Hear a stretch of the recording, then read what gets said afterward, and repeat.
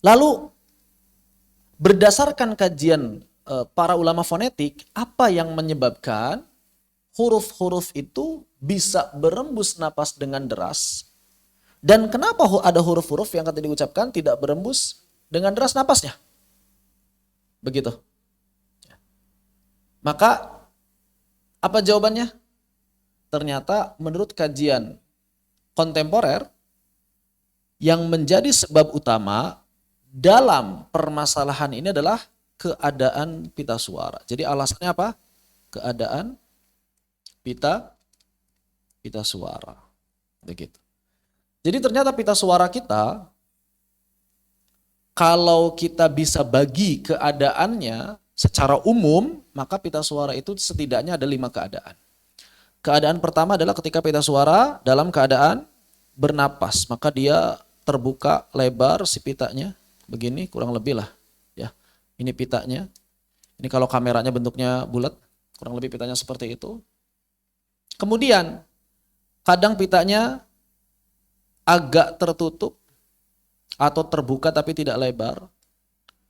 Terbuka tapi tidak lebar begitu. Tidak terlalu lebar, tidak selebar yang pertama tadi begitu. Kalau ini terbuka lebar ya. Kemudian ada keadaan yang ketiga, yaitu pita suara di mana pita suara bergetar. Di mana pita suara bergetar. Kayak gimana bergetar pita suara? Inilah ya.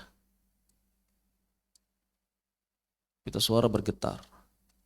Pita suara, ini selaput pita suara ya. Pita suara bergetar, jadi gini, bergetar. Ini yang ketiga.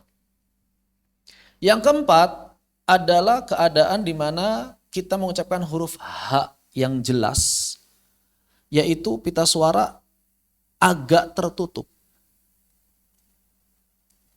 Ketika mengucapkan huruf H itu agak tutup, kebukanya sedikit aja. Ketika mengucapkan huruf H. Dan yang terakhir, yang kelima adalah pita suara tertutup rapat. Si apa namanya? Ini selaput. Si selaputnya saling nempel, tertutup rapat. Nah, kurang lebih inilah keadaan 5 keadaan pita suara. Lalu, kapan atau bagaimana keadaan pita suara ketika mengucapkan huruf-huruf hams? Nomor pertama, ini adalah keadaan pita suara ketika, hilang. Ini adalah keadaan pita suara ketika bernapas. Yang pertama adalah keadaan pita suara ketika bernapas. Ketika napas normal. Begitu.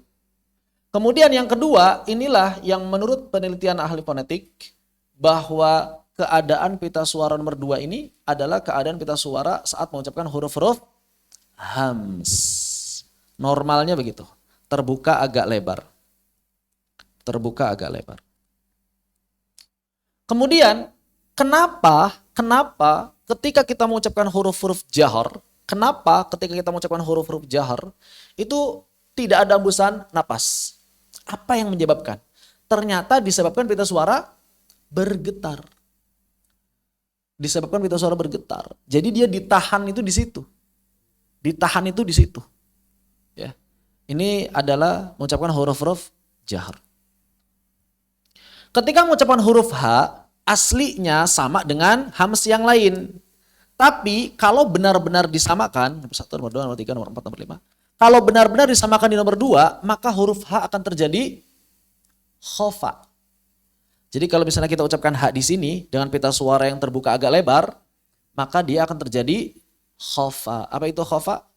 Samarnya suara huruf H. Sehingga huruf H butuh keadaan khusus. Betul dibuka, tapi dibukanya jangan lebar-lebar.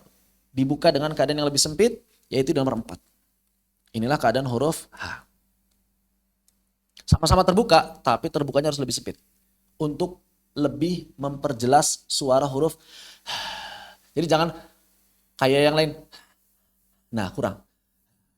Caranya disempitkan. Begitu. Dan yang terakhir adalah pita suara tertutup rapat. Atau bahasa lainnya glottal stop. Glottal stop. Kapan ini?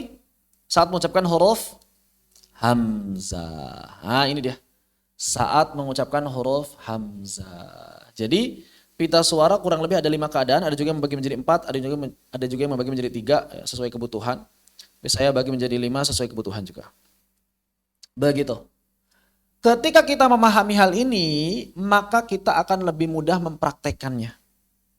Ketika kita memahami hal ini, maka kita akan lebih mudah mempraktekannya. Kenapa? Karena fokus kita di pita suaranya. Oleh karena itu, para ahli fonetik kontemporer mengatakan bahwa hams dan jahar adalah sifat yang berkaitan dengan pita suara. Yang berkaitan dengan pita suara. Begitu. Ketika mengucapkan huruf-huruf hams pita suara terbuka, tidak ada getaran. Misalnya mengucapkan huruf tha. Nggak ada getaran sama sekali. Atau sin, atau fa, atau huruf-huruf yang lain, hams yang lain. Adapun saat mengucapkan huruf-huruf jahar, maka pita suara bergetar.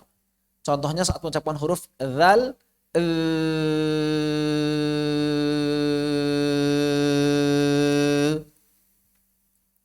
kemudian saat mengucapkan huruf zai,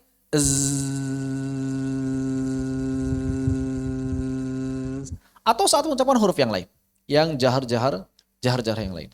Begitu.